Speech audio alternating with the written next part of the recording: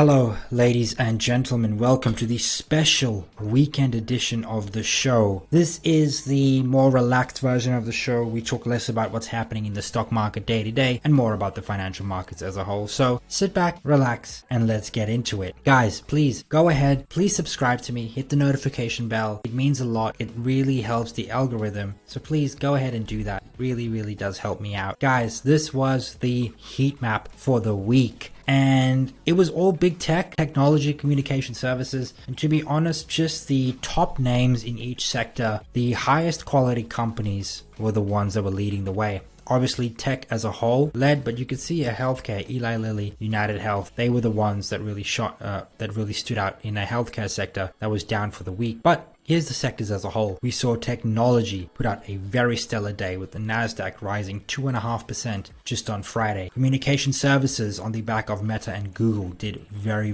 well. As sectors that didn't perform well were healthcare, basic materials, real estate. But this was the past week, and I go over this in my videos every single week, every single day. But let's talk about next week. And Moody's on Friday after hours released their outlook on the US, their debt situation, and the US government as a whole. They reiterated their outlook from stable to negative, citing deficits, the debt problem in America, as well as political polarization. And I think a lot of this has to do with this. Now, Moody's Investors Service lowered its rating outlook on the United States government to negative from stable, pointing out risks to the nation's fiscal strength. And it's no lie that because of higher rates and the amount of bond issuance, that there is a debt problem mounting in the United States. The rating agency has affirmed the long-term issuer and senior unsecured rating of the US at AAA. So they didn't downgrade their credit rating, but they did update their outlook. So their credit rating is still AA. Now, this is going to have a tangible effect on yields. I think yields are probably going to shoot up Monday, but then stabilize throughout the week. Now, Moody's move to cut its outlook arrives as Congress faces the looming threat of a government shutdown once more. The government is funded through to next Friday. And it seems we get this type of situation every single year. Now, if we actually go into the article more specifically, and the US government did come out and say that they completely disagree with the outlook, citing the economy remains strong and treasury securities are the world's preeminent safe and liquid asset. And this is completely true. The economy on paper, on the books, if you look at it, is fairly strong. But if you look at it in real terms, sometimes what the data shows and what people are actually going through, there can be a bit of a divide. But on paper, 4.9% GDP growth, the economy does look very strong. But they are right with one thing though. Treasury securities are the world's preeminent safe and liquid asset. And if you're going to buy any security in the world from any country, it's probably going to be one from the USA. All of this is on top of going into an election year. Now, I got some stats here for you into the election year cycle, and this is a peek into normally what the S&P 500 does on an election year. 2024 is the fourth year of the presidential cycle and the presidential election year. In presidential cycle year 4, the S&P 500 has been up 75% of the time, with an average return of 7.5% and a median return of 10.7% in the 24 cycles. So the fourth year is actually the second best year, right behind the third year of a presidential cycle. So next year we are actually going into the second best year for the S&P 500. And if history repeats itself, we're looking at anywhere from 7 to 10% return next year. I've got the presidential performance of the S&P 500 across different presidential terms. Now, the best ever was Roosevelt, and he returned 137%, but that is stellar returns. But if we look at Donald Trump, 54.7% in the 4 years he was in office. That's a very good return. Bush did something very similar, and you can definitely see here that all in all, even though politics is very polarizing, you have to understand that stocks will always move higher because in history, they have always moved higher. The challenges we have faced with Donald Trump, Barack Obama, George Bush in recent history is not too dissimilar to what Roosevelt went through, to what Kennedy went through, to what Reagan went through. It was just wrapped in a different wrapper. The divide between parties may not have been the same, but there was economic difficulty. There were labor strikes, there were labor shortages, there were issues with fuel, globalization, China, world wars. All of these issues we've seen before in history, and the truth is stocks have always moved higher. So guys, remember, always invest for the long term, especially when you're investing. When you're trading, it's a bit different, but when it comes to investing, look 5-10 years into the future. But let's look at individual stocks for the future. I have here the 25 largest S&P 500 stocks 10 years ago and today.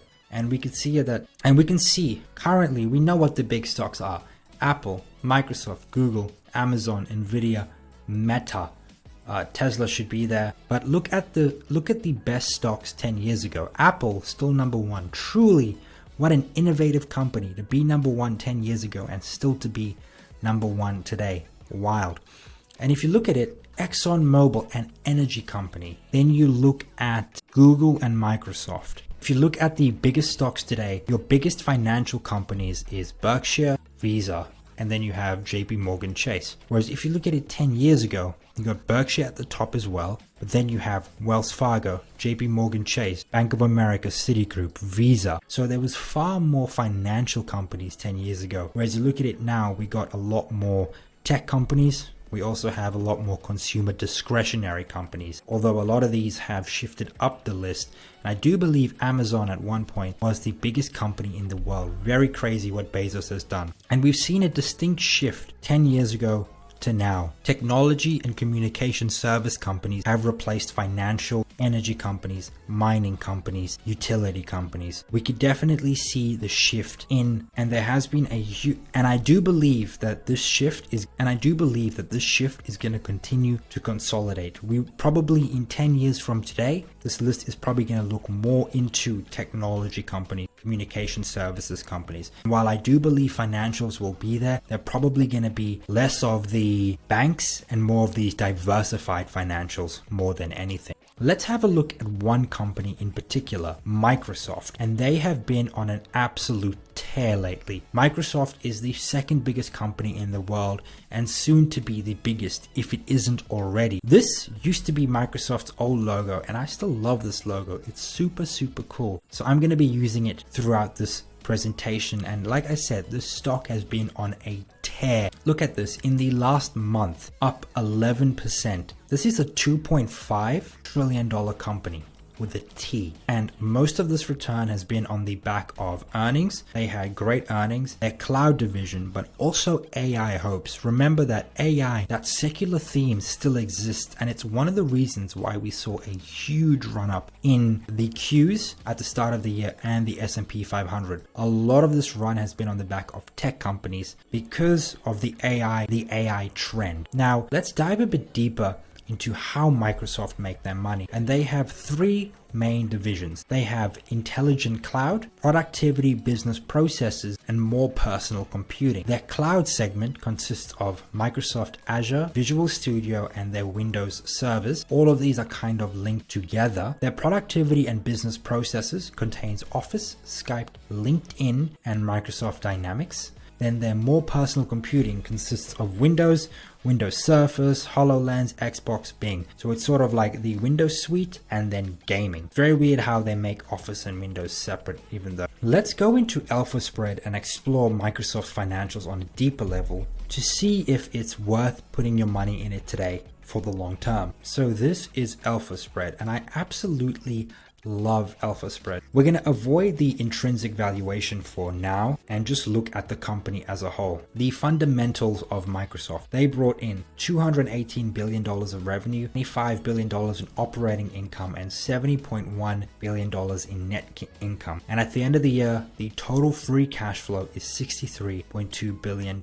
That's a very efficient company. $218 billion in revenue. By June 2026, they're looking to grow that number by by $315, and that should be a 45% increase. On their net income basis, they're looking at going from $77.1 billion all the way to $112 billion by June 30, 2026. And if you actually look at their efficiency, you can see here that their gross margin, is 69%. So pretty much for every $100 billion they bring in, $69 billion of it is just gross margin. It's just gross money after capital expenditure. They have an operating margin of 44%, a net margin of 35%, a free cash flow margin of 29%. And have a look here. Return on equity, 39%. Return on assets, 19%. Return on invested capital, 30%. And return on capital employed, 32%. And all of this is on top of a stellar balance sheet. They have $208 billion in current assets, cash and short-term investments, $144 billion, and then other current assets, which is the short-term treasuries, which most companies hold, $26.7 billion. Just wild. And if you have a look at the debt on their balance sheet, long-term debt is $58.5 billion. A very, very healthy balance sheet, considering the fact that they pretty much have $170 billion in liquid cash that they can deploy right now, and only $58 billion in debt when they make $218 billion in revenue year over year. So Microsoft have a very healthy balance sheet, but let's dive a little deeper. Now, something that is unique to AlphaSpread is called the fundamental scores. And whenever I screen for companies to look for companies to deploy cash, I always screen for a profitability score above 70 and a solvency score above 70. And I think that's really, really healthy. And you can see here that Microsoft has an 80 profitability score and an 82 solvency score. So you're putting your money into a highly profitable company that's extremely solvent. This is all in the here and now. Let's have a look at what the market expects. What we really want to look at is the revenue forecast. And Microsoft is estimated to grow at 14% compounded every single year for the next 3 years, which for a company that's $2.5 trillion, that's kind of wild. And especially at a PE of about, I would say 30. So 14% growth, a lot there to be desired, but you are also paying up for the balance sheet and the high quality business that is Microsoft. Now, Microsoft operating income is estimated to grow at 15% for the next 3 years, and they've historically grown theirs at 16% for the past 8 years. So not too dissimilar, not bad at all. And if you actually go down here to their net income estimates, they're also estimated to grow at 16% per year for the next 3 years. So this is what you're getting for a PE of 35, a high quality balance sheet, and a very diversified business. Microsoft's biggest growth driver is right now their Azure cloud segments, their cloud services, as well as AI. There's a lot of things going on with AI in the world right now, implementing AI into their office suites, as well as their search, Bing, their gaming is going to really bode well because there's a lot of AI use cases for Microsoft. But let's have a look at a discounted cash flow analysis for Microsoft, and using the base case, growing revenues from $247 billion to $429, growing operating income from $103 to $164, using a discount rate of 8.73% and a 0% terminal growth rate, we get an intrinsic value of $205, which is 44% overvalued. However, if we do include a 2% terminal growth rate, they are overvalued by 33%. And if we include a 4% terminal growth rate, they are only overvalued by 13%. Is that worth it? Well, you guys have to decide. Now, let's switch gears a little bit. Looking at US consumer long-term inflation. According to Bloomberg, inflation expectations reached a 12-year high. Views over the next 5 to 10 years saw inflation at about 3.2% in November. We could see here, based on this graph right here, US consumers see inflation worsening over the long term. And just a month ago, inflation was at about 3%. It's now at 3.2%. And this comes on the back of consumer sentiment falling. And all of this has to do with a lot of the data that's coming this past week. We have seen the economy softening, jobs softening, unemployment data increasing, and it's not been the best road for the economy as it is right now. I know GDP printed 4.9%, crazy, but all in all, the economy is weakening and softening, and US consumers see inflation worsening. Now, that being said, if inflation's at 3.2%, you can maybe get yourself a 10-year at, let's say, 5%. That means you're getting a real return of 1.8%. Is that really worth it? I don't really know. I feel like you can get a better return in equities, but having an allocation to bonds, I always say, have an allocation to bonds. It's worth it. It is worth having that safety there because you'll always get your par value back if you hold long enough. And to cap things off, guys, I just wanted to show you this chart right here. This is the US large company stock total returns in log scale. And pretty much it shows what would have happened from 1824 to 2024 or 2023, where we are right now. Pretty much if you had put $1 into the stock market in 1824, reinvested all dividends in the US large company total stock return, this index, you would be worth $16 million today. That right there, 16 million. Okay. So this is why, generally speaking, I'm more bullish always. And in times when there is a downturn, I do say protect your capital. And that's why when we saw the index pull back 10%, I said, keep cash. I said the markets have run up significantly. Keep cash, hold on to cash. And when the time comes, we're going to deploy our capital to make money to the end of the year. And that's exactly what we did. I called the exact levels 3-4 days before we hit them. We put money into the S&P 500 at the 4125 level. And since then, the S&P 500 is now very close to 426. That's some like 300 points later in just a couple of weeks. Quite a large rally, but this is why you should never be bearish for too long and always be hopeful and positive on the US economy, because humans are so innovative. Humans will always win in the long run. It's why we are the dominant species on Earth. But guys, thank you so much for staying in, tuning in. I hope you enjoyed it. If there's more you want, please subscribe, like this video, leave a comment, guys. If you want more of these, just let me know. I love you guys.